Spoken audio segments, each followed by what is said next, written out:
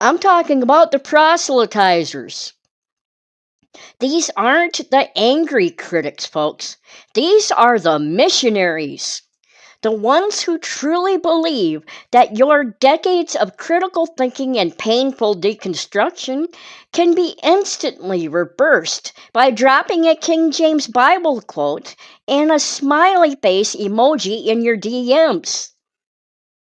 They swoop into the comment section like a sad, overly zealous corporate trainer trying to sell you a 1998 self-help DVD.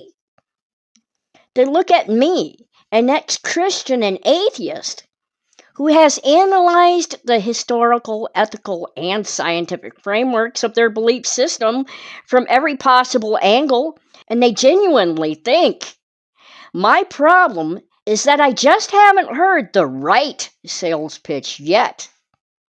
So here is the guarantee for today's video. If you have ever walked away from one of these spiritual conversations feeling utterly frustrated, confused, or just profoundly patronized, the failure was not yours, it was theirs. And by the end of this broadcast, we will have meticulously cataloged and ridiculed every item in their outdated evangelical toolkit. So get comfortable. When we observe these displays of Christian cruelty, we should not react with their level of childish rage, but with the cool, calm critique of an adult observing absurd behavior. We must point out the ridiculous premise that bowing to a homicidal maniac is somehow noble, and refuse to legitimize their claim to the moral high ground. We are holding the line for a morality that actually works, a morality that requires consciousness, critical thought, and empathy, not just fearful obedience to a celestial tyrant who keeps changing the rules. The moral masquerade is failing. The stitching on that skin suit of piety is coming apart, and the genuinely selfish, transactional, and abusive psychology underneath is finally being seen for what it is. It is our job to keep pulling the thread. They claim they are righteous, yet inflict emotional and sometimes physical abuse. Sometimes. On the other side, you have the God that they serve. They claim this God is loving, good, and righteous. Yet, according to the Bible, their own sacred text, this God has committed the worst crimes against humanity you can think of. Mass drowning, the flood, ethnic cleansing, various genocides in the Old Testament, and the systematic murder of children, such as the plague against Egypt, although there were other instances as well in the Bible. It's not just that they follow a bad leader. It's that they have intellectually and emotionally justified the actions of a biblical character who, if he showed up in modern times, would instantly be designated as the single most dangerous terrorist in history. Stop me if you've heard this one. You're talking to a devout Christian, maybe a relative. Maybe that guy on YouTube calls himself a soldier for Christ. And the conversation inevitably turns to one topic, morality.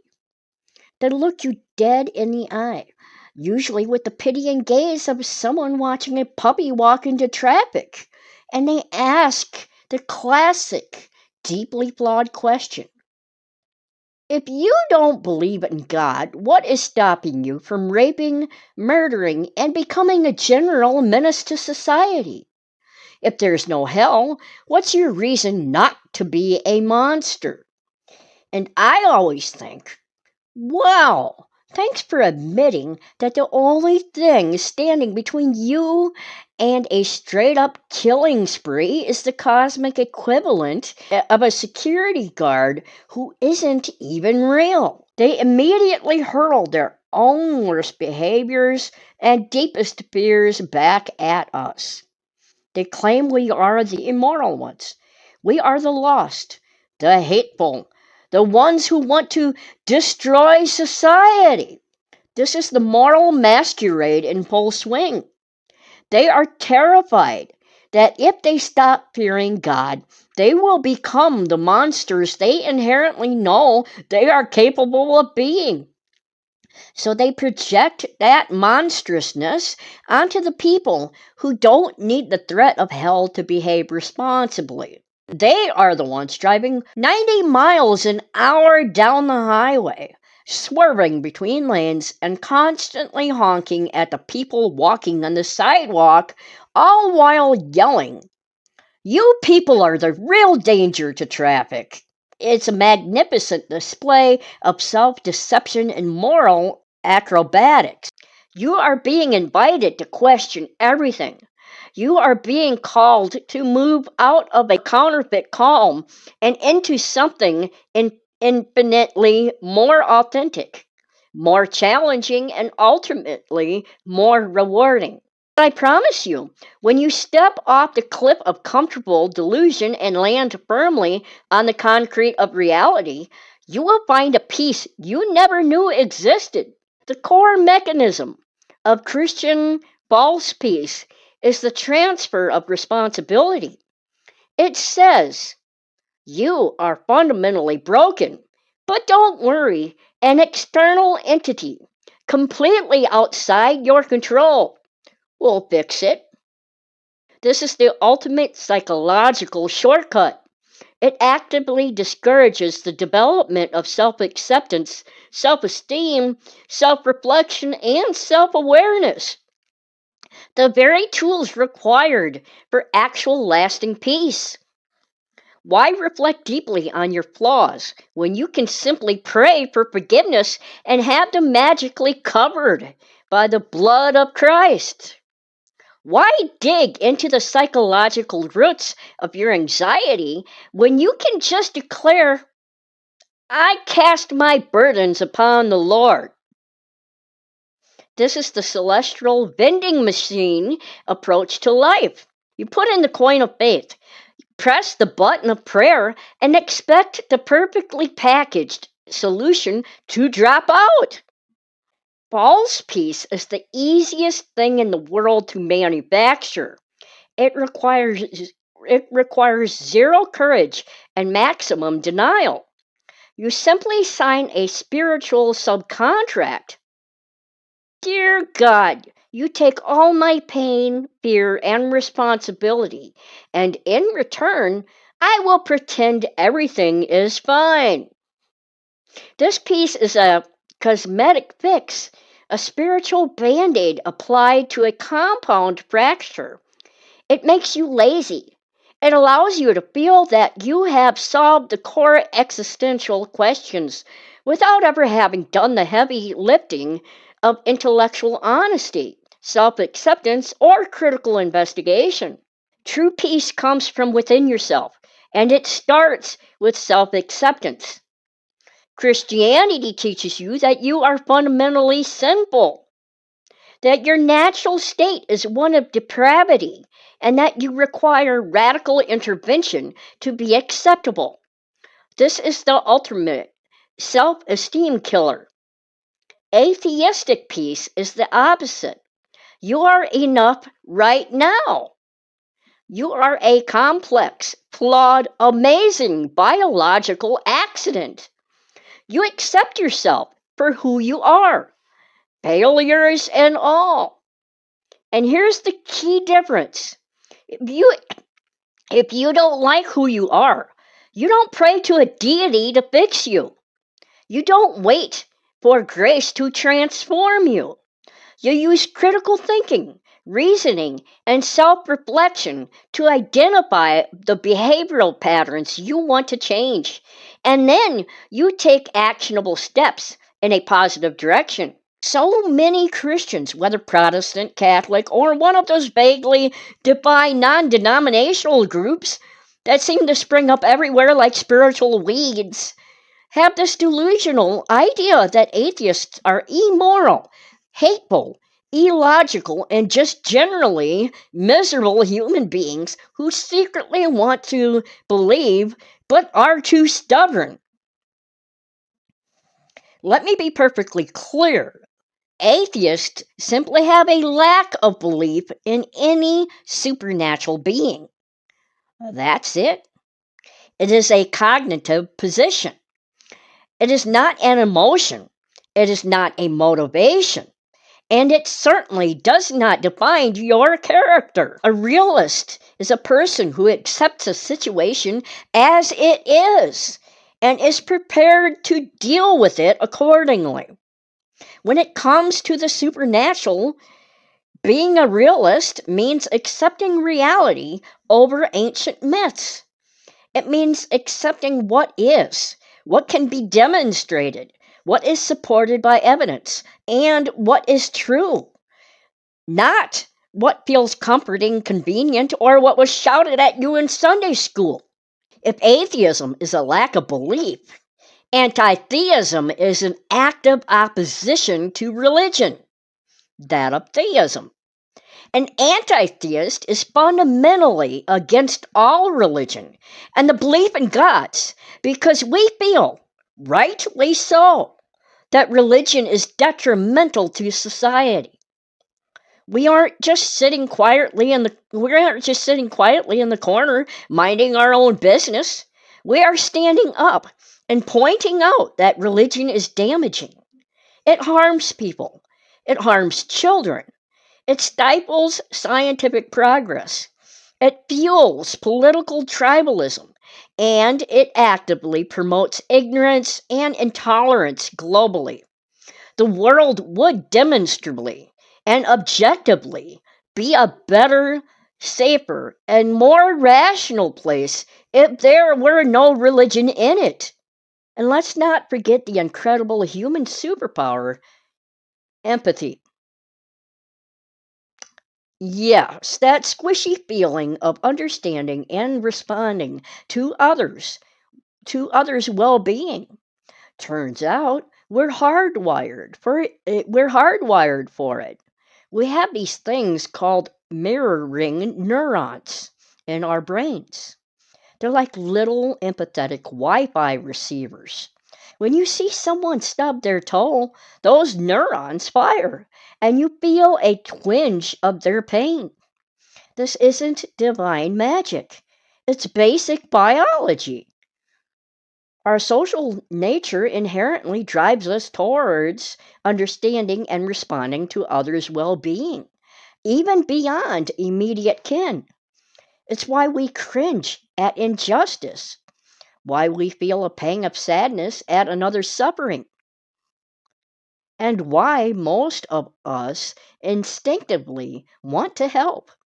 It's a fundamental part of being human, a feature of our human ethics that developed right alongside our big brains and opposable thumbs. So the next time someone tells you that you need a God to have empathy, just point to your brain and say, nope, I got it right here. We're facing globalized challenges that ancient texts simply did not see coming. How exactly does a 2,000-year-old scripture, or even a 5,000-year-old one, offer clear guidance on AI ethics, on digital privacy, on climate change, gene editing, or whether it's morally acceptable to binge watch an entire season of a show in one setting? The answer is yes. By the way, it's a moral imperative to relax. These contemporary issues force us to adapt and expand our moral considerations beyond traditional frameworks. We can't just open a dusty book and find the chapter entitled Moral Dilemmas of Interplanetary Travel and Robot Sentience. We have to think, discuss, research, and apply reason. This is where philosophies like secular humanism really shine. They prioritize human flourishing, well-being, and rational thought as the basis for ethical decisions. It's not about following a set of rules because some ancient prophet said so. It's about asking, what causes the least harm? Your choices matter. My choices matter. Every single ethical decision, big or small, contributes to the evolving moral fabric of our society. We're not passive recipients of divine commands. We are the active architects of our ethical future. The laws of quantum mechanics are strange and bizarre, but they are internally consistent, and we are using our magnificent, evolved brains to slowly, painfully decode them. This understanding connects us to a profound sense of humility and belonging. We aren't specially created rulers awaiting a golden ticket exit. We are the conscious result of this vast 13.8 billion year narrative. Every atom in my body and every atom in yours was forged in the heart of a dying star. We are stardust that woke up and started asking questions. If you want to know what is the point of the universe existing, the answer we find is look at it. The point is the emergent complexity, the beauty of physics, and the fact that we can observe it. That is the most inspiring answer you will ever find. So, Donald Trump, the great white hope of Christian nationalism, was born in 1946 to German and Scottish immigrants. But ironically, his views on immigration show a blatant disregard for his own ancestral roots. In 2025, this year, President Donald Trump issued two executive orders that sparked controversy and criticism from, well, basically everyone who's not a white Christian nationalist. The first order declared English the official language, and the second order mandated English proficiency for commercial truck drivers because safety is apparently only a concern when it comes to white Christian truckers. Both actions were widely criticized for being symbolic, discriminatory, and contrary to the U.S.'s lack of a constitutional official language.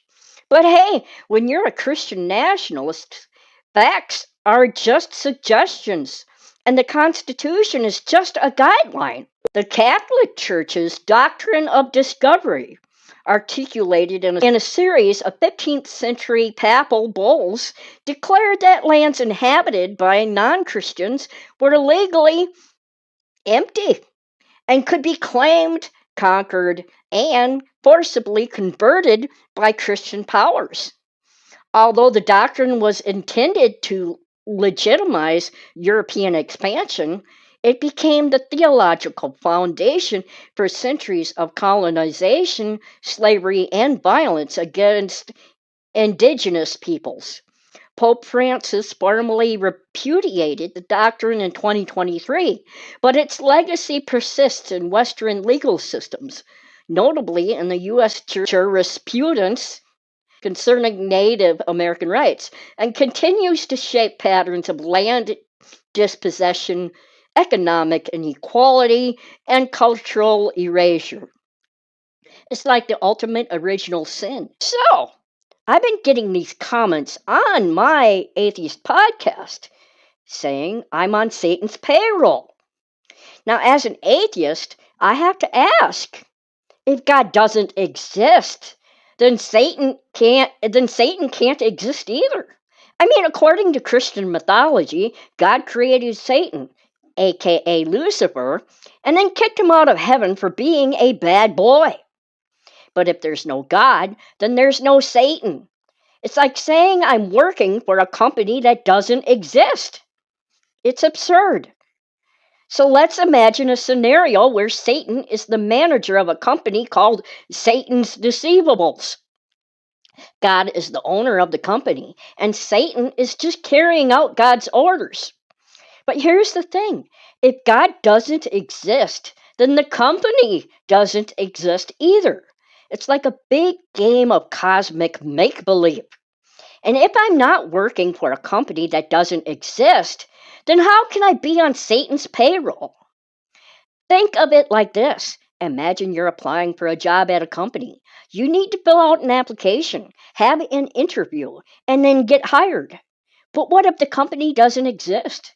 You can't apply for a job that doesn't exist, right? It's the same with Satan's payroll. If God doesn't exist, then Satan can't be hiring employees to deceive people. It's a big, fat, logical fallacy. And what would be the point of working for Satan anyway? We don't need faith and fairy tales to build a better world. We need evidence, logic, and the courage to say, nope, that's not working for me. So drop your thoughts in the comments. How do you dismantle a Christian's nonsense? So let me hit pause for a second. First off, I get it, internet strangers. It's hard to look at my face and not assume I'm a ticking time bomb of trauma. But let's play a little game. What if I cut all ties with my entire family? Which I've done. No calls, no birthdays, no Thanksgiving. Ever. And then someone says, "Oh, you must be denying their existence. That's not how DNA works." Wrong.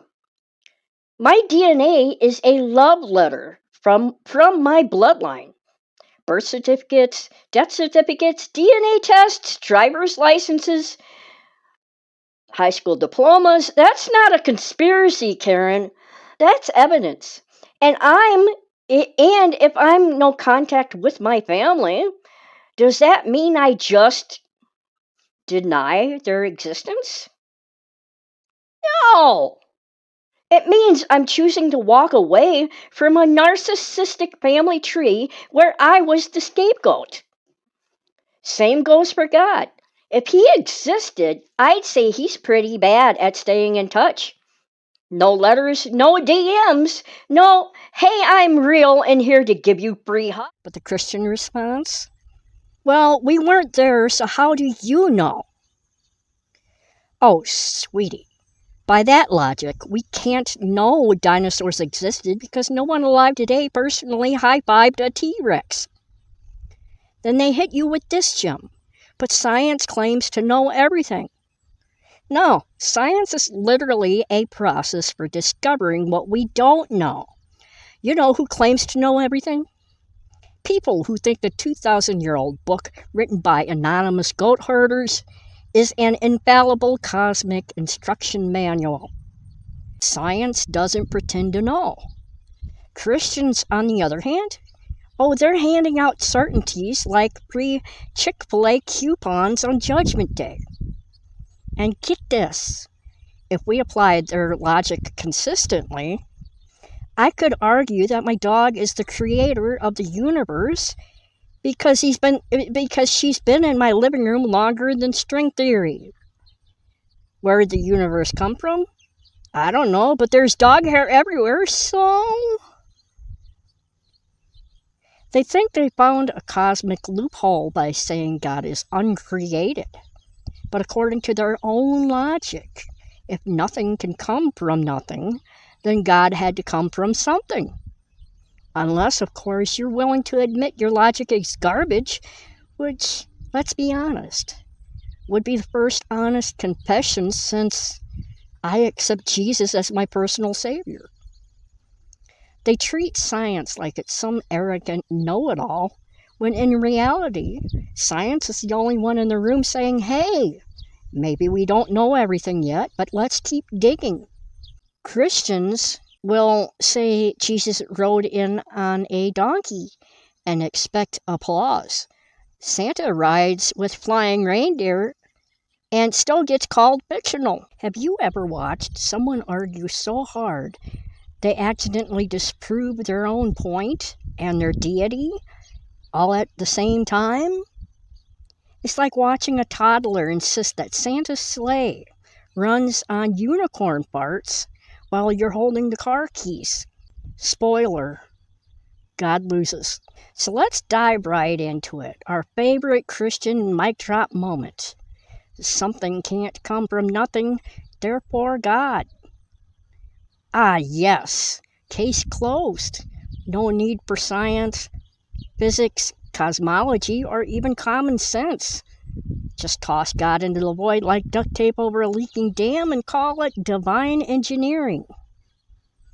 Now, every time I hear this, I don't roll my eyes. I launch them into orbit, because this whole argument is just chef's kiss levels of self-destruction. Like, congratulations, you just invalidated your entire religion. Our ancestors needed to quickly differentiate between agents, things that can act with intention, like a hungry lion or a potential mate, and inanimate objects. This primal ability to distinguish agents from non-agents primes us to view minds and bodies as distinct. It's a survival mechanism, but it can contribute to the persistent illusion that consciousness is somehow detached from our physical form. We're wired to look for a mind out there, separate from a body. Now, let's bring this back to scientific evidence, or rather, the lack of evidence for consciousness surviving death. We must be willing to look at the evidence or lack thereof, without the comforting filters of wishful thinking. The scientific method, with its reliance on empirical evidence and testable phenomena, is our most reliable tool for understanding the universe.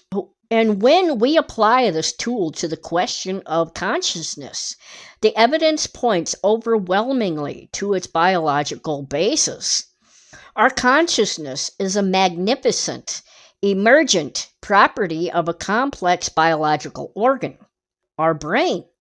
When that organ ceases to function, the emergent property it generates, our consciousness, also ceases.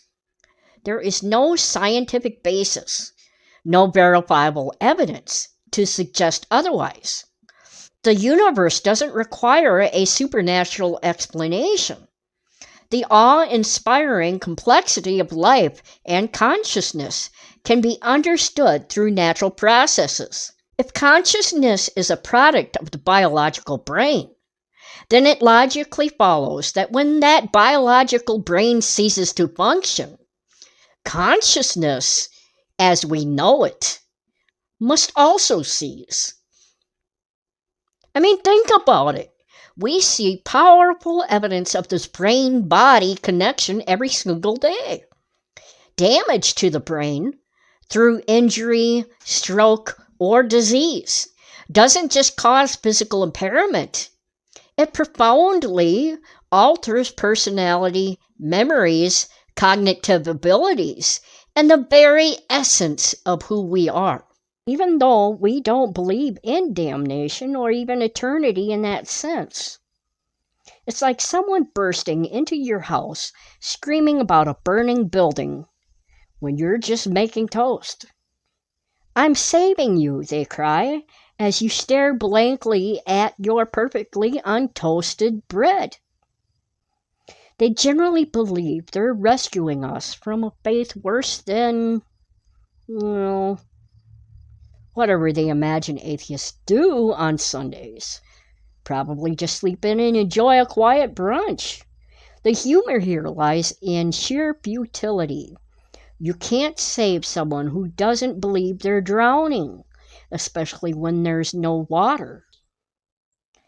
Why does my mere existence as a card-carrying member of the I Don't Believe in Sky Fairies club seem to trigger such a spectacular meltdown in some of our more fervently faithful? Seriously, it's like we're the most fascinating yet most terrifying creatures on earth to them. As an atheist myself, I often find myself in the rather fascinating position of being an expert on my own non-belief, while simultaneously being told by devout believers what my non-belief actually is. It's like someone competently explaining the inner workings of your car to you, despite having never seen a carburetor in their life, and your car being, in fact, a unicycle. It's truly a masterclass in projection, and frankly, it's hilarious. Many Christians seem to operate under the assumption that their entire understanding of meaning, morality, and identity is built on a bedrock of, well, a very specific ancient book. And that's fine until I show up. Seriously, it's like their entire cosmic Jenga tower is held together by pixie dust and belief. And my simply existing with a different perspective sends the whole thing swaying. They explain that Christianity provides this comprehensive framework. And I just sit here thinking, wow, that framework must be made of tissue paper if the notion of someone not subscribing to it can cause such seismic tremors. The curse of Ham. Oh, the ingenuity. Noah gets drunk, Ham sees his dad naked, and somehow this leads to Noah cursing Ham's descendant, Canaan, to be a slave of slaves. Now, the Bible, in its infinite wisdom, never once suggests Ham or Canaan had dark skin. Not a peep. But did that stop centuries of so-called Christian scholars from gleefully linking this story to African people to rationalize their enslavement? Absolutely not. It was the ultimate divine get-out-of-jail-free card for slavery. Western colonialism, the transatlantic slave trade, and a whole lot of folks finding very creative interpretations of Scripture to justify some truly heinous stuff. As an atheist, I find it endlessly fascinating and frankly infuriating how a belief system supposedly built on love found so many divine excuses for hate. Let's talk about racial hierarchy and white supremacy. During the colonial era, white Christian Europeans, with an astonishing lack of self-awareness, decided that God had clearly placed them at the very top of the human food chain. Everyone else, well, they were conveniently a few rungs down, particularly Africans and indigenous peoples were just begging to be conquered, enslaved, or civilized. And where did this brilliant idea come from? Why, direct from the pulpits, of course. Churches like the Southern Baptist, Methodist Episcopal Church, South and Southern Presbyterian Church didn't just passively accept slavery, they were practically its cheerleaders, founded on or actively supporting the institution. It's almost admirable in a horrifying way. How quickly love thy neighbor morphed into my neighbor is divinely ordained to pick my cotton. If you want to exploit someone, you first have to convince yourself they're not quite human. And what better way to do that than by labeling black and indigenous people as heathens or savages? In Christian narratives, suddenly their land, their labor, their very lives became fair game because, well, they weren't Christian, were they? Oh no! An atheist is quoting the Bible to expose Christianity's nonsense? Quick, fellow believers, distract them with claims of, that's not true Christianity, because nothing says I have a defensible belief system like denying what's written in your own holy book. At the end of the day, here's the deal. Christianity is false. The Bible contradicts itself. Your personal relationship with Jesus is just emotional conditioning. No, shouting that's not true Christianity doesn't make your fairy tale real. To my fellow ex-Christians, atheists, and skeptics, have you experienced this? And I know you have. What's the dumbest excuse a Christian gave when you quoted the Bible back at them? Imagine someone selectively quoting scripture to shame or judge others who don't align with their incredibly narrow, self-serving views. The Bible says X, therefore your life choices led directly to the fiery pits of hell. Unless, of course, you listen to me. Picture a leader demanding blind obedience from their followers, discouraging any independent thought or questioning of their infallible authority. Dissent is not just discouraged, it's branded as demonic. Or perhaps a leader creating a rigid hierarchy within their spiritual community, where they sit comfortably at the top and everyone else is subservient, vying for their approval like puppies for a treat. If the Bible is inerrant, questioning anything becomes a sin. This shuts down intellectual curiosity, scientific inquiry, and the very human need to analyze, reason, and doubt. Education is often viewed with suspicion if it contradicts literal biblical interpretations, leading to an anti-intellectual stance that can cripple personal growth and understanding of the real world. Now, you'd think religion, with all its talk of humility, charity, and turning the other cheek, would be the last place you'd find someone with an ego so inflated it needs its own zip code. But oh, my friends, you'd be sorely mistaken. Turns out some folks don't just believe they have a hotline to the divine, they think they are the divine, or at least its highly exclusive spiritual representative. And believe me, their VIP section for God is probably just a mirror. What we're talking about here is religious narcissism. God told me to tell you is a pretty sweet trump card in any argument. The gospel authors, whatever their original intentions, inadvertently laid the groundwork for an institution that would shape empires, wage wars, and dictate morality for millennia. That's a serious legacy, far more impactful than, say, writing a particularly catchy jingle for ancient olive oil. Think about it. From obscure fishermen, tax collectors, or anonymous scribes to the authors, or at least propagators, of eternal truth, that's a serious glow-up. Yeah, imagine the dinner invitations, the automatic respect, the endless supply of free sandals. Being involved in the creation of a new, wildly popular spiritual movement would elevate one's social standing exponentially. Suddenly, you're not just another dude selling fish. You're privy to divine secrets, rubbing shoulders with a spiritually elite. And let's not forget the afterlife perks. If your story is believed, you're practically guaranteed a VIP pass to the endless paradise.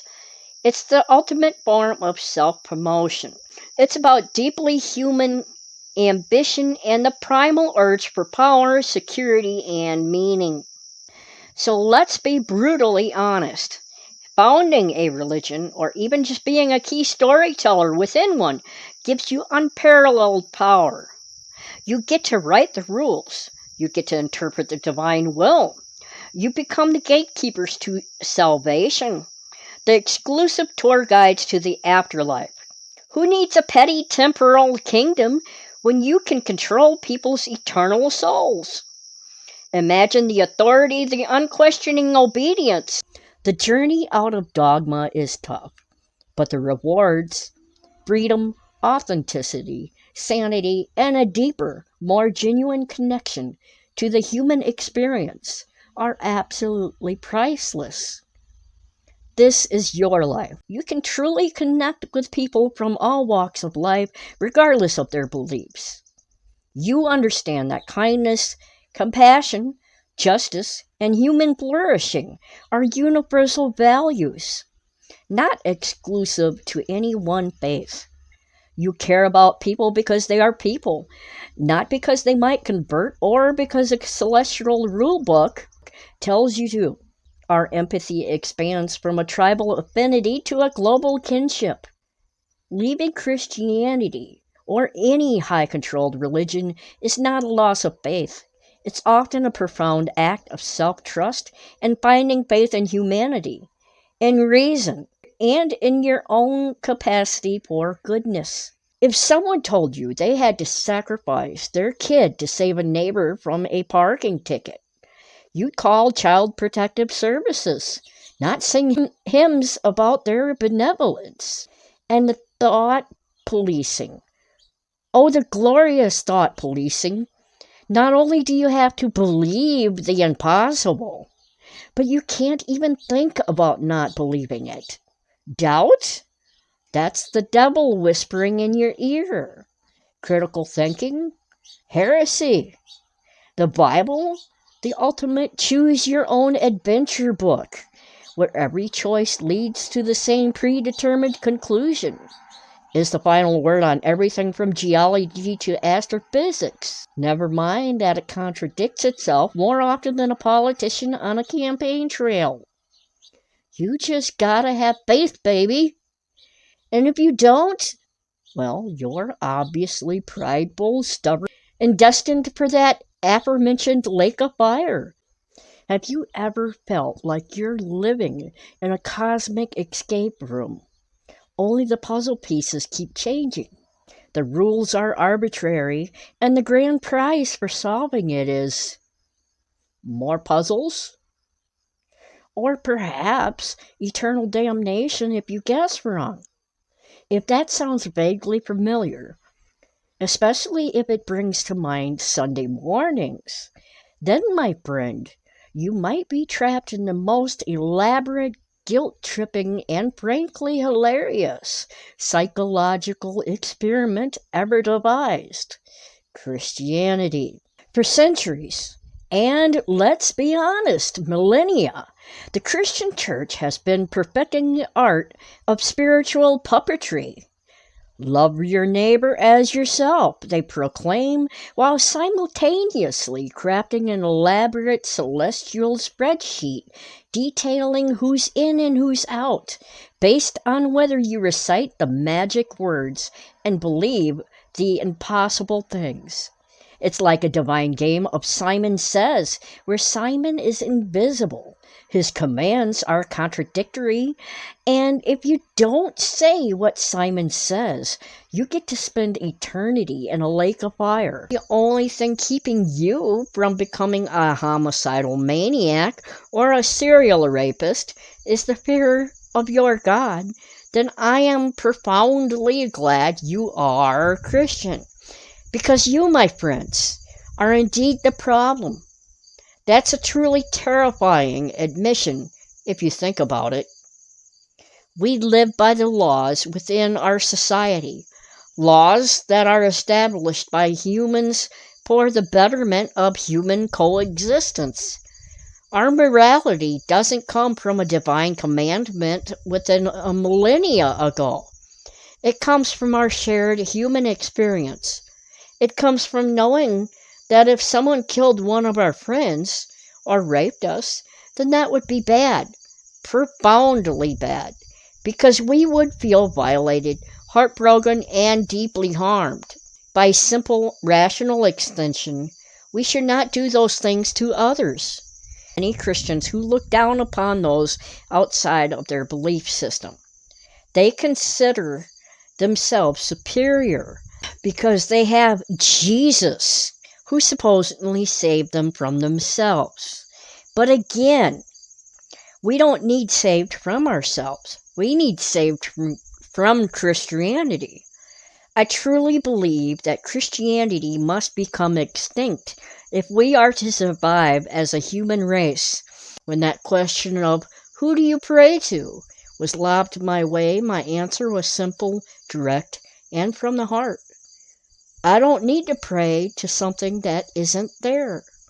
Because let's be blunt, prayer is a conversation with an imaginary friend for adults.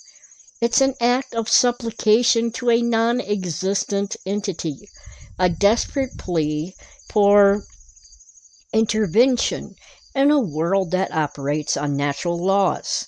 And it is absolutely, unequivocally not true that I don't believe in anything. In fact, I believe in quite a lot. I believe in the incredible resilience of the human spirit. I believe in the tangible, measurable wonders of the universe discovered through science and curiosity, not ancient texts. And most fundamentally, I have learned to believe in myself. This isn't just some fluffy self-help mantra. It's the bedrock of an authentic, fulfilling life outside the confines of religious dogma. You see, you don't need to look to some mythical divine being to hand you your purpose on a silver platter or to dictate what you should believe and how to live your life. When you embark on the journey of leaving Christianity for a better life, becoming an ex-Christian and atheist, what you're really doing is shedding the weight of ancient myths and embracing a life driven by your own conscious choices and your own developing morals. And let me tell you, these morals are quite often, in my experience, better morals to live by than what you've ever been taught within Christianity. Let's talk about those Christian denominations who preach all about God is love. Seriously, bless their hearts.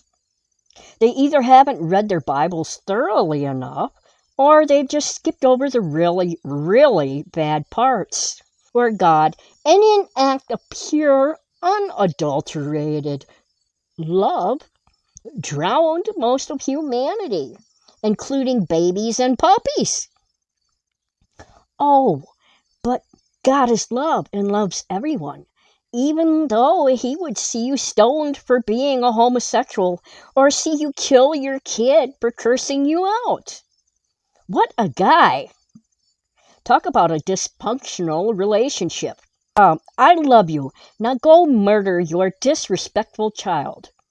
Makes perfect sense. So it conveniently explains away the suffering of the powerful while completely ignoring the agony of the powerless. It's a theological cop-out that makes God sound less like love and more like a negligent, absentee landlord.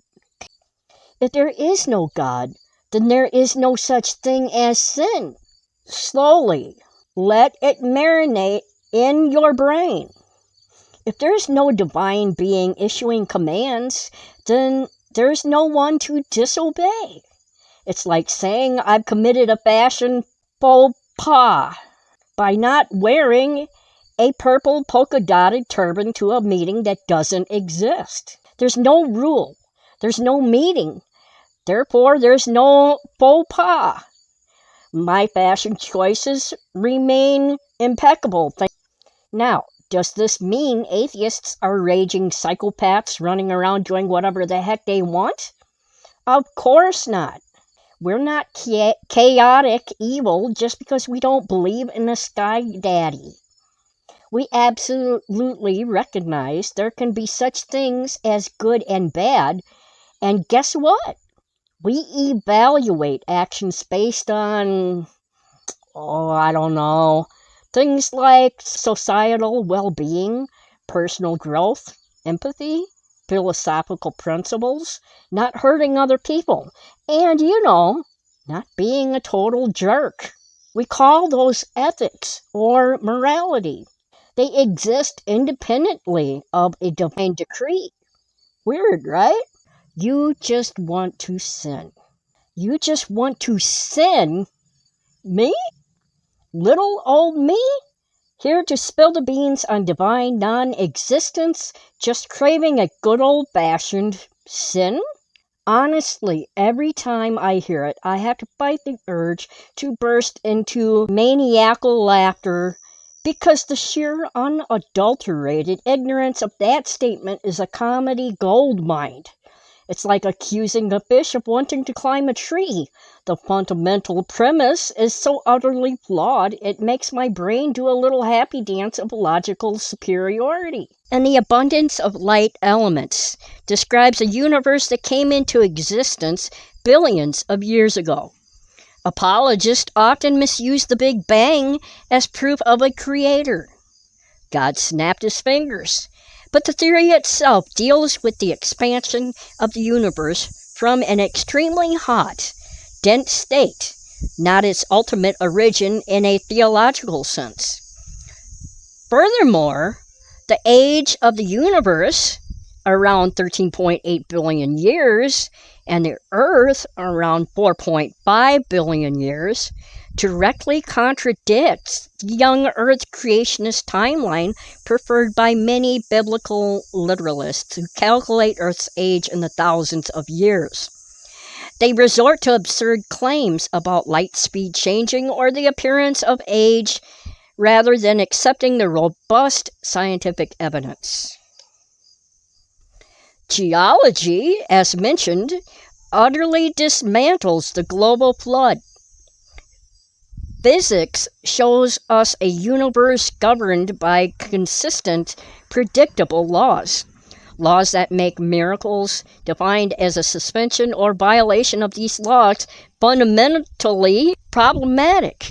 The conservation of energy, principles of thermodynamics, and basic causality are not casually set aside. A universe where miracles were common would be utterly chaotic and unrecognizable. And what about neuroscience? Apologists often rely on the concept of an immaterial soul, a separate entity that inhabits the body and is the seat of consciousness, morality, and identity. Yet, neuroscience increasingly demonstrates that consciousness, personality, memory, and cognitive abilities are direct products of brain activity. Damage to specific brain regions can alter personality, erase memories, or impair moral judgment. Neurological conditions like Alzheimer's or dementia progressively erode what we consider self. If the soul were truly separate and immaterial, why would it be so intricately dependent on the physical brain? Where is the empirical evidence for this soul? It simply doesn't exist outside of theological assertion. Our understanding of the brain is sophisticated enough to see that claims of immaterial soul are increasingly superfluous to explaining human experience. Beyond the intellectual gymnastics, there's a profound human cost to believing the narratives spun by apologists. For those caught in the system, the psychological impact can be devastating, such as cognitive dissonance. And let me say this to all of you, the ex-Christians, the atheists, the skeptics, the deconstructors, and the secular humanists. Congratulate yourselves. Seriously. Look in the mirror. You are courageous. You are intelligent. You dared to question the unquestionable and to walk away from the familiar, to embrace the terrifying freedom of the unknown. You chose reason over dogma, authenticity over obedience, and compassion, real uncoerced compassion, over conditional love. And I, for one, am profoundly proud to be counted among you. Repentance. Even after accepting Christ, you're still a sinner, requiring daily repentance. This keeps individuals in a state of self-condemnation, focusing on their perceived failures rather than their inherent worth or successes. This is a psychological trick to maintain control. If you always feel you're falling short, you'll always be striving harder to meet the impossible standards set by the religion. It's a meticulously crafted system designed to ensnare, to control, and to punish. It builds walls of fear, cements them with social pressure, and seals them with the intoxicating gaslight of divine love. Cults don't want you thinking too critically, especially about their narrative. Christianity has developed sophisticated methods to short-circuit independent thought. Like, for instance, the phrase, just have faith. This is the ultimate thought-stopping cliché. When confronted with logical inconsistencies, scientific evidence, or moral dilemmas within Scripture, the answer is always to default to faith. Faith is presented as a virtue, while doubt is a sin. This actively discourages critical inquiry and intellectual honesty. It's a way to shut down any inconvenient questions that threaten the belief system. This is a powerful form of cognitive dissonance management. Rather than grapple with contradictory information, believers are taught to simply dismiss it as a test of faith. Christianity does this masterfully, such as original sin and inherent depravity. You are born a sinner, flawed from the start. No matter what you do, you can never be truly good enough on your own. This creates a deep-rooted sense of shame and worthlessness, making you constantly reliant on God's grace and the Church's guidance. It's time for us to shatter these chains. It's time for critical thinking, for reason, for logic, to replace blind faith. It's time to examine the immense damages religion does, not just to belief systems, but to real lives, particularly the lives of women. Our intelligence, our capabilities, our worth are not up for debate based on ancient texts or the pronouncements of patriarchal men. We have brains. Let's use them. Let's use them to carve out a world where equality isn't just a hopeful ideal, but a lived reality for every woman. No self-respecting woman should be content to be treated as second class, as property, or as eternally subordinate. This isn't about blind faith. It's about basic human dignity. It's about recognizing that you have a brain, you have a voice, and your sexual organs do not dictate your intelligence or your right to speak, teach, and lead. Misogyny strips this away. It's based on arbitrary, unscientific distinctions. The idea that one gender is inherently superior or designed to rule over another is a social construct, not a biological reality. Intelligence, capability, leadership skills. These are not tied to X or Y chromosomes. It stifles human potential. When half the population is systematically suppressed, denied education, leadership roles, or a voice, humanity as a whole loses out. Imagine the scientific breakthroughs, the artistic masterpieces, the solutions to global problems that have been lost because women were told to be quiet and stay in their place. It perpetuates cycles of abuse and injustice. Misogynistic attitudes are taught subtly and overtly from generation to generation, normalizing disrespect and harm against women. It's irrational and illogical. Denying someone's competence based on their gender is as absurd as denying it based on their hair color or shoes. Irony here is that Christians are often the ones who inflict pain on themselves and others by adhering to a false belief system. If you believe that speaking in tongues is necessary for salvation, but you can't manage it, you hurt yourself with guilt and anxiety. That suffering is real, but it is caused by the false belief, not a real entity imposing a requirement. When Christians preach against homosexuality based on ancient flawed translations, they hurt millions. The suffering is verifiable, but it is inflicted by the human adherence to the text, not by a divine command that has been empirically validated. So yes, you can be hurt by a false belief system. In fact, following a system that contradicts reality requires you to constantly gaslight yourself and lie to others, which is fundamentally damaging. The Christian belief system is a verifiable source of pain because it exists as a structure in the world, and it teaches destructive, unproven concepts. There is zero logical, verifiable proof of a deity. And the result? I do not believe in that deity. The hurt, while real, is a side effect of interacting with the flawed human system. The disbelief is a product of rational inquiry. My pain is a matter of circumstance. My atheism is a matter of epistemology. The facts of the matter are immutable.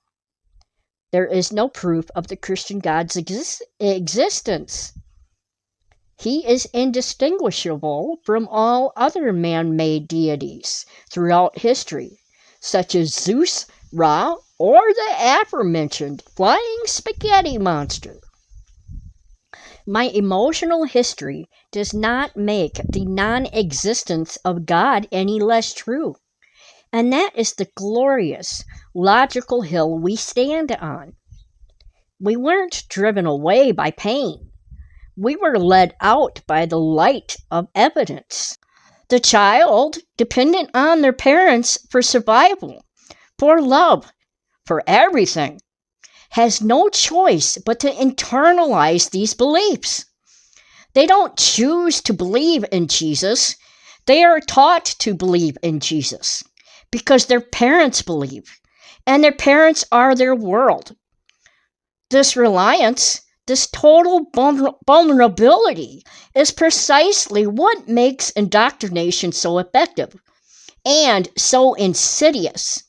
It becomes a multi-generational heirloom of unquestioned dogma.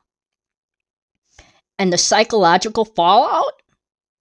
It's significant, and it doesn't just disappear when they leave Sunday school. So let's talk about the immediate and long-term psychological effects on children who are subjugated to this. One of the most prominent negative effects is the suppression of critical thinking.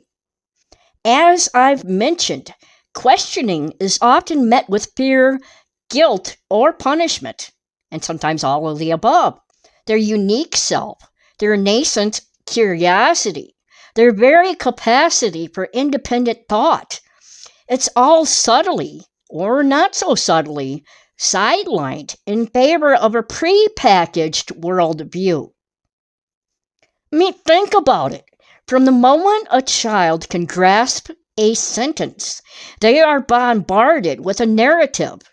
They are told who they are, what to believe, and that their parents' way is the only way. Critical thinking? That's not just discouraged. It's framed as sinful, as a sign of weakness, or worse, of spiritual rebellion. Blind faith, on the other hand, is lauded, rewarded. The message is unmistakable. Questioning is dangerous. Obedience is divine. Now, Religious institutions are not dummies. They know that if a child isn't thoroughly immersed in their dogma by a tender young age, before their critical faculties fully develop, they're likely to eventually see the whole thing for what it is, a collection of myths, contradictions, and wishful thinking.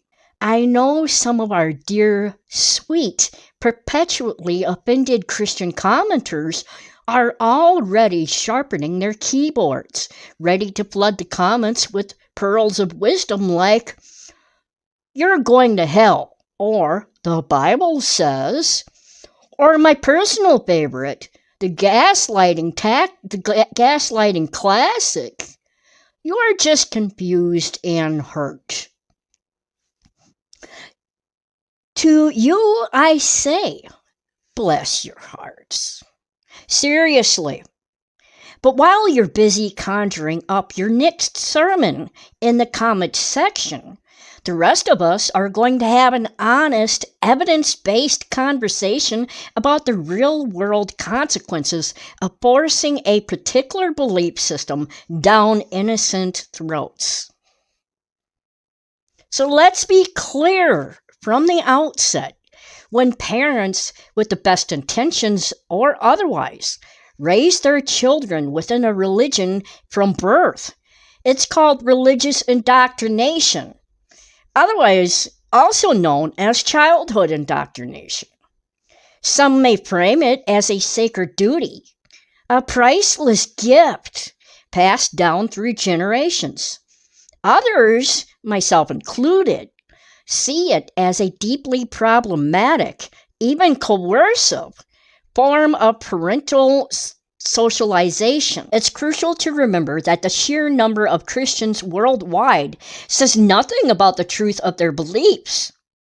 It speaks volumes about the effectiveness of indoctrination and the human desire for belonging and meaning, even if that meaning is manufactured. Christianity, like many religions, has thrived not on the strength of its evidence, but on its ability to capture minds at their most vulnerable, to offer comforting answers in a complex world, and to leverage social pressure and fear. The individuals who manage to break free from the clutches of religious indoctrination are those who possess an indomitable spirit, a relentless drive for truth, and the courage to face the immense personal cost that often comes with deconstruction. They are the ones who dared to question, to think, and to ultimately reclaim their own minds. So what's the alternative? What does true freedom look like? It looks like embracing reason, critical thinking, and evidence-based understanding. It looks like building a life based on empathy, compassion, and genuine human connection, not on fear and dogma. So the very disunity that plagues Christianity is, in a way, something the text itself acknowledges as a problem. Yet, here we are, millennia later, still bickering over who gets to be the true follower.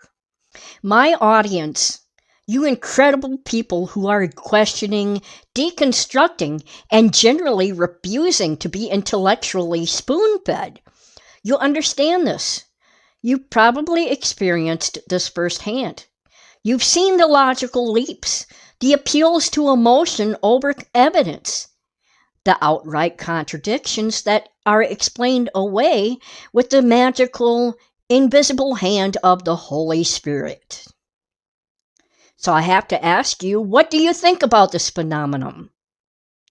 What are the most absurd denomination differences you've encountered? It's like a theological buffet where everyone's demanding their own dish is the only authentic one. And then you have the really niche ones. The ones that make you wonder if someone just woke up one day and thought, You know what? The Bible is missing a crucial point about the proper way to fold communion wafers. And poof! A new denomination is born. Did you know there are churches that believe Jesus was actually a lizard person? Okay, not officially. But you know someone, somewhere, is probably starting a GoFundMe for that doctrine. The Bible itself is a testament to this interpretive free-for-all. Centuries of translations, different manuscript versions, books added and removed from the canon, it's less a pristine message from on high, and more like a very, very old, very influential, and very often rewritten document. We've got the King James Version, the Revised Standard Version, and also there's a few different Bible versions leading up to the King James Version. So the King James is not closest to the truth, it's actually further away from it. If a religion's core text leads to tens of thousands of conflicting interpretations, each claiming to be the real truth, then the religion itself has a fundamental problem.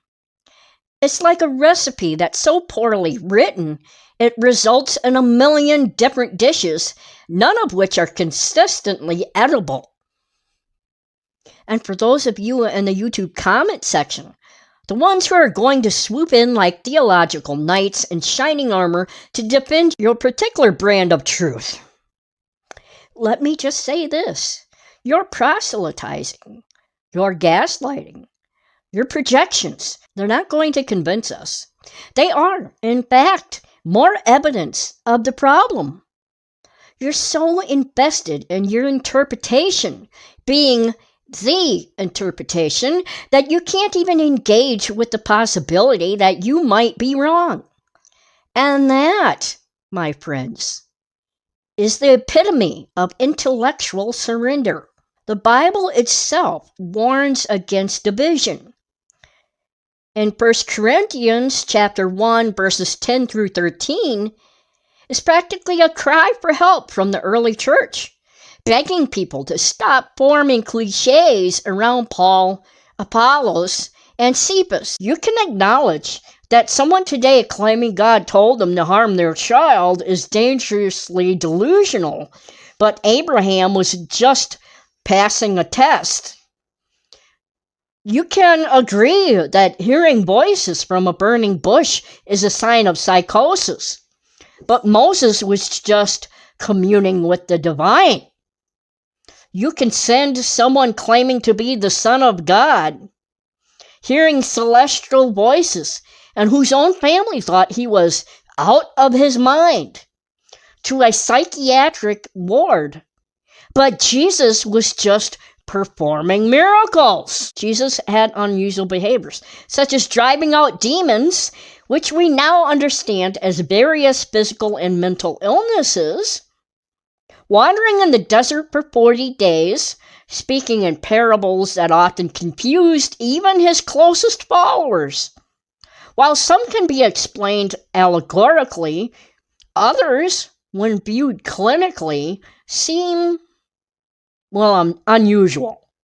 If Jesus were to walk into a modern emergency room presenting with these symptoms, claims of divinity, hearing voices from the sky, making impossible pronouncements, and having his family explicitly state he's out of his mind, no doctor would send him out to start a ministry. They'd initiate a psychiatric evaluation, possibly administer antipsychotic medication or mood stabilizers, and recommend psychotherapy. The goal would be to manage the source disorder, to bring him back to a shared reality, not to help him gather disciples. And then there's the group delusion element again, but even more pronounced with Jesus. He primarily hung out with his 12 disciples, a small insular group.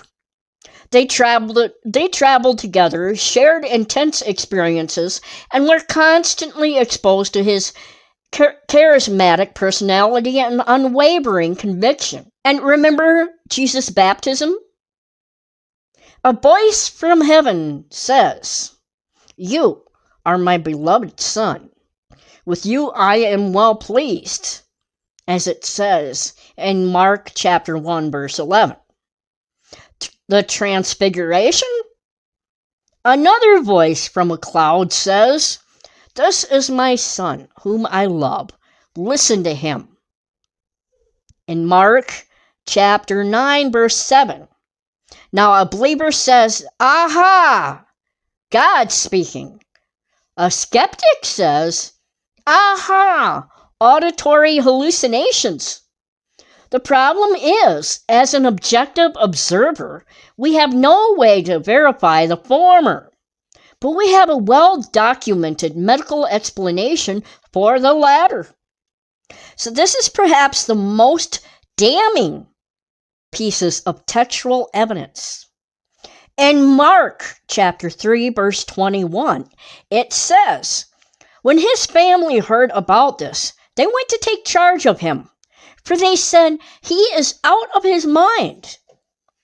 Think about that. Jesus' own family, the people who knew him best, thought he was nuts. They weren't saying, "Oh, he's just really passionate about his ministry." They were really saying, "He's lost his marbles. We need to intervene." This isn't just an interpretation. It's explicitly stated in the text. This sounds suspiciously like a family trying to get help for a loved one experiencing a psychotic break or severe mental health crisis. We need to accept our place in the grand, messy, and utterly fascinating biological tapestry. Our incredible cognitive abilities aren't some magic spark. They're layered upon the fundamental anatomy of an animal that learned to dance with chaos. I argue, and the evidence overwhelmingly supports this, that the entire trajectory of human evolution, from our surprisingly barren skin to our dizzyingly complex societal structures, is best explained by one thing: the absolute necessity of surviving unpredictable global upheavals. To recognize that our ability to overcome challenges, to adapt, to learn, and to change is not a divine gift bestowed upon us in a single moment, but a hard-won evolutionary heritage. We are a species forged in the crucible of change. We have the capacity for incredible innovation, for collective action, for deep empathy. The Genesis story offers comfort and meaning through faith and tradition. The scientific story of evolution offers us knowledge, understanding, and most importantly, the tools to navigate our future. It tells us that our current challenges, immense as they are not insurmountable. They are, in fact, the very kind of dynamic, unstable environments that our species was evolutionarily primed to face. The question isn't whether we can adapt. We are genetically programmed to. The question is, what will we choose to adapt to? And will we finally embrace the power of reason and evidence to guide our adaptation rather than clinging to ancient narratives that fail to acknowledge our true origins and the powerful forces, both natural and self-made? Christians often invade my YouTube comment section in order to project, gaslight, proselytize, and criticize. They accuse me of being deluded, when they are the ones clinging to beliefs with zero evidence. So that's projection. Gaslighting, you think you understand, but you don't. They try to make you doubt your own perceptions and experiences. Proselytizing, because clearly my atheist podcast is the ideal place for their unsolicited sermon.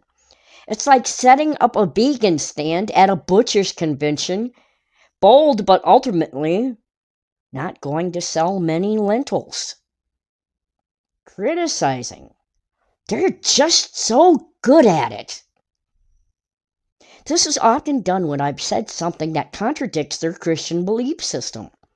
It's like they feel insulted when someone else has a different belief than them and feels a different way than them. And there it is. The insecurity, the fragility.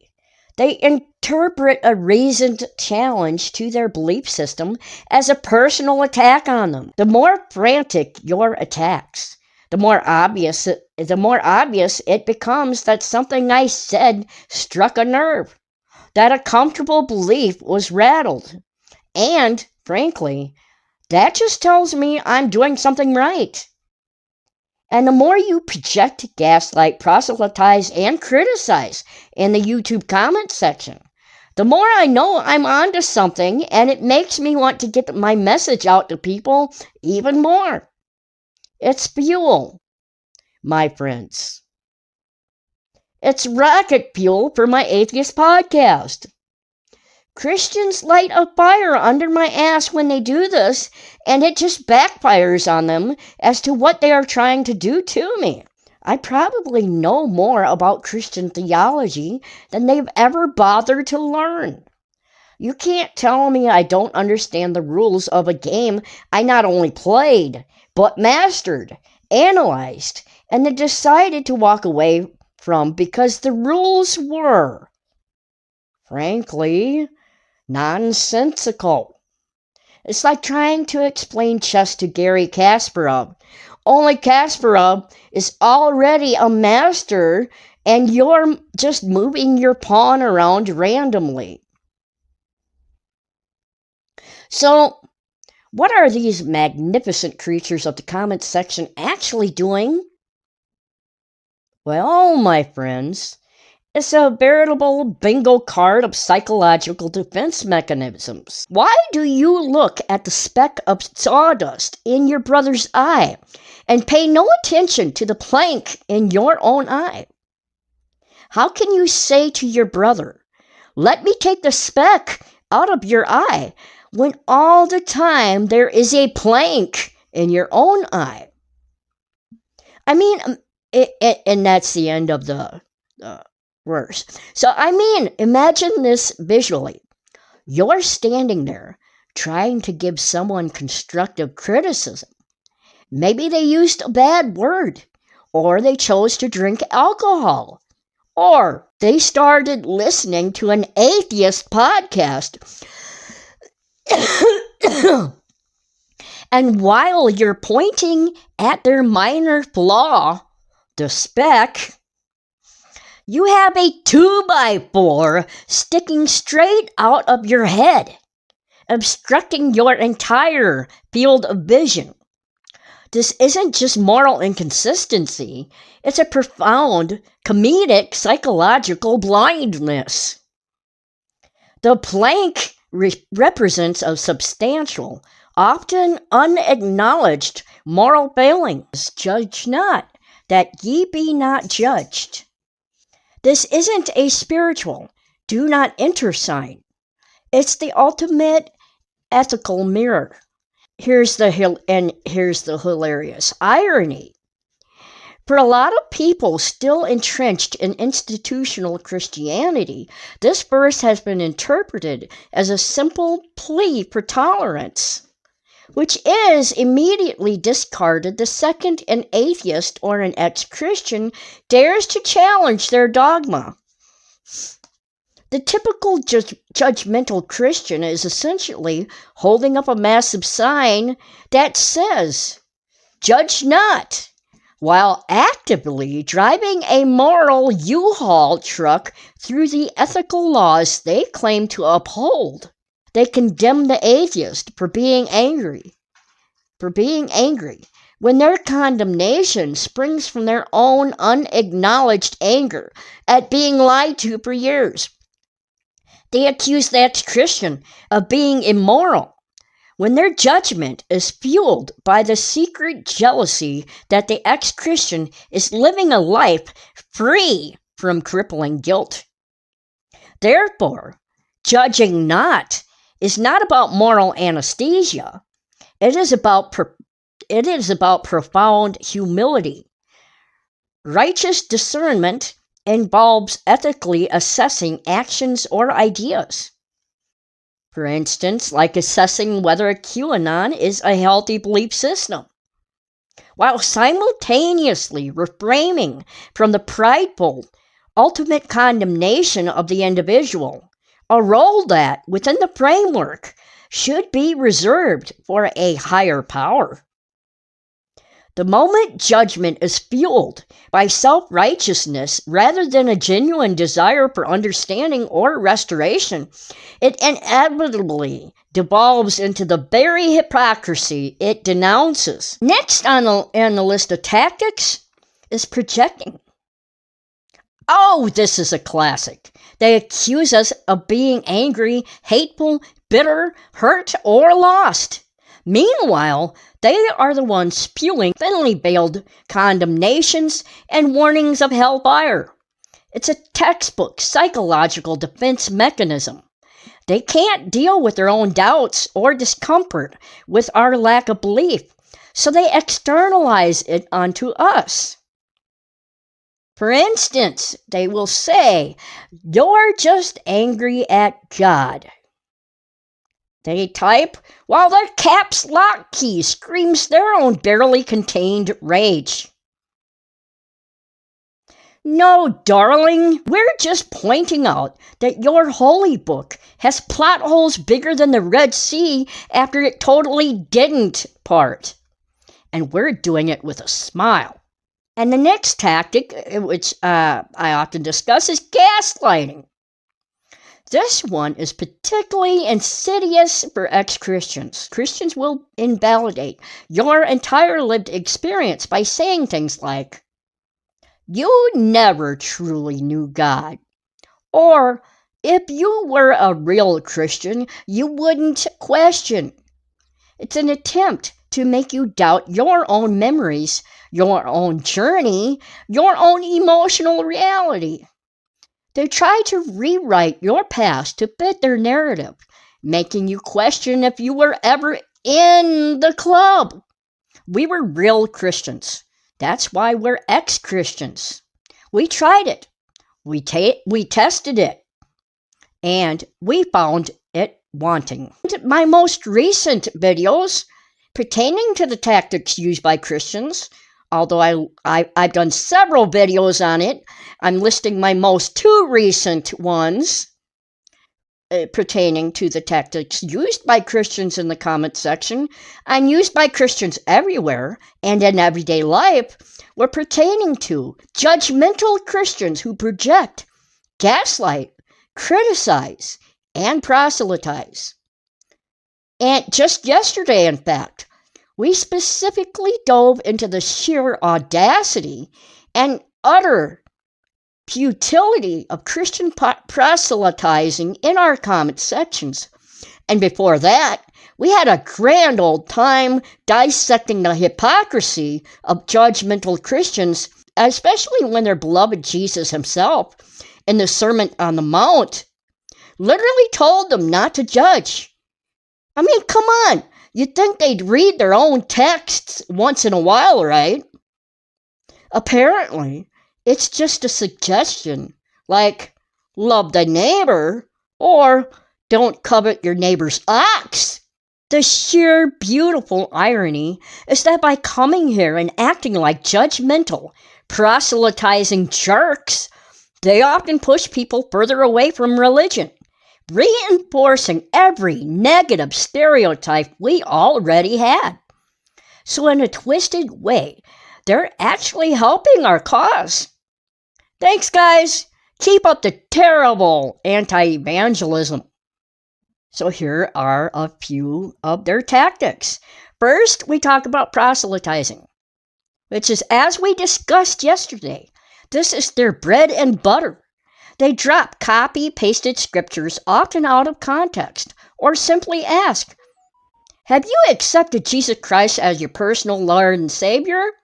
In a comment section discussing, say, the historical inaccuracies of the Exodus narrative. It's like walking into a vegan restaurant and asking everyone if they've tried bacon. The desperation is palpable. They're casting nets into a pool that's clearly labeled, no fishing. And then they're shocked when they pull up nothing but a rusty old boot, which, in this analogy, is usually my sarcastic reply. This isn't witnessing, it's digital littering.